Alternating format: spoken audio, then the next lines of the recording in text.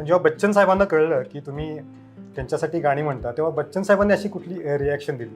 Reaction म्हणजे actually ते त्यांना विश्वास बसेना की त्यांचा आवाज पण कोणी करू शकतो. आणि जेव्हा मी फर्स्ट टाइम त्यांना भेटलो, त्यांना नमस्कार केला, तर ते स्वतः बोलले, अरे भैया और आपकी आवाज़ है तो बहुत मिलती जुलती, मुझे तो पता नहीं चला गाना मैंने कब गाया. आणि मग त्यांनी मला तेव्हाच सांगितलं की मी जेव्हा पण आता कार्यक्रम करेन, सुदेश मेरे साथ रहेगा. आणि तुम्ही जे जुने यूट्यूब वगैरे चॅनल तर ते आणि मी दोघंही अमितजींच्या आवाजात परफॉर्म करतो.